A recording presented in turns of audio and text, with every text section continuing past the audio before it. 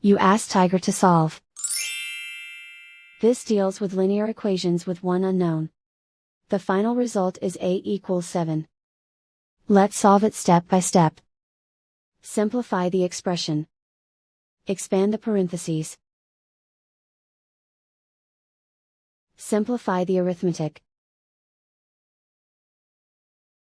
Group like terms. Combine like terms. Group all a terms on the left side of the equation. Subtract 14a from both sides. Group like terms. Simplify the arithmetic. Group like terms. Simplify the arithmetic.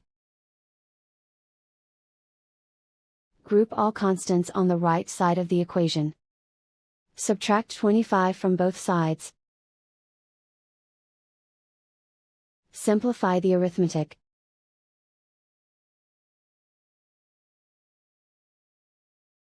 Isolate the a. Divide both sides by -2.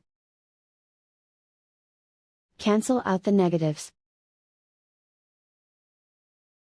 Simplify the fraction. Cancel out the negatives. Find the greatest common factor of the numerator and denominator.